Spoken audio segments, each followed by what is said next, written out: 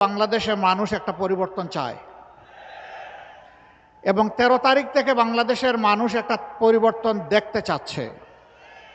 12 তারিখের পরেই 13 তারিখ যে পরিবর্তনটা আসবে, এটি আসবে আমাদের যুব সমাজের আকাঙ্ক্ষার উপর ভর করে, আমাদের মায়েদের নিরাপত্তার আকাঙ্ক্ষার উপর ভর করে, গোটা বাংলাদেশের ইজ্জতের উপর ভর করে।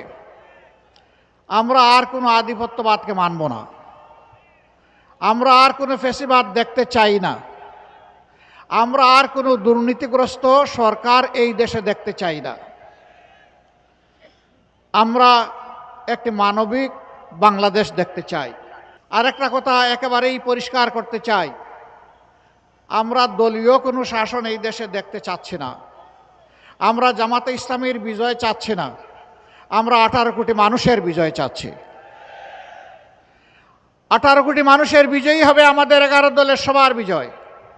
যারা আমার সম্পদেও হাত দেয়, যারা আমার জীবনেও হাত দেয়, যারা নিজেদের জীবনকে শেষ করে দেয় এবং যারা আমাদের মায়েদের ইজ্জতে হাত দেয়, আমার মায়ের পেটে লাথি মারে, আমার মায়ের কাপড় খুলে নেওয়ার জন্য হুঙ্কার দেয়, তাদের হাতে কি বাংলাদেশের 9 কোটি মা নিরাপদ?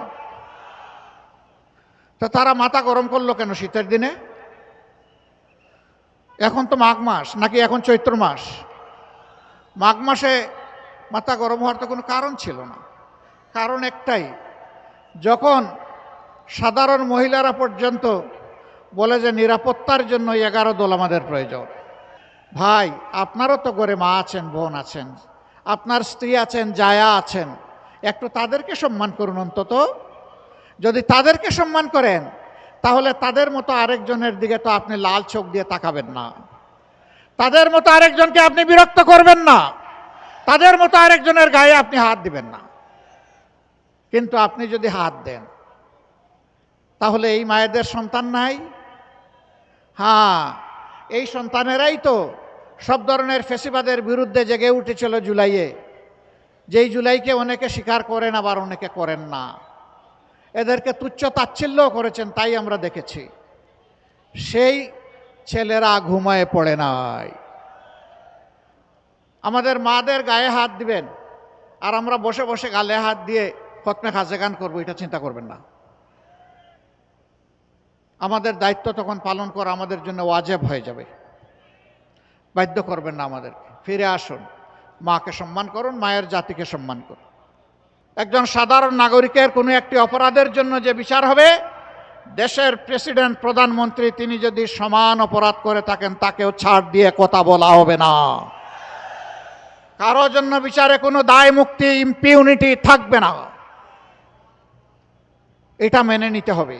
3 নম্বর, যেই জুলাইয়ের কারণে আজকে সবাই নির্বাচনী এই রেইসে আমরা এসেছি, প্রতিদ্বন্দ্বিতায় নেমেছি, জনগণকে প্রতিনিধিত্ব করতে চাই, সেই জুলাইকে সম্মান করতে হবে। এই জুলাই সংস্কারের সকল প্রস্তাব বাস্তবায়নে অঙ্গীকার দিতে হবে। এই 3 জিনিস যারা মানবেন, তাদেরকে বুকে জড়িয়ে একসাথে আমরা বাংলাদেশ গড়ে তুলতে চাই। আমরা এই জাতিকে আর কোনোভাবে বিভক্ত করতে চাই না। ধর্ম, বর্ণ, গোষ্ঠী, পরিবার, কারো স্বার্থ দেখব না, স্বার্থ দেখব 18 কোটি মানুষের, ইনশাআল্লাহ।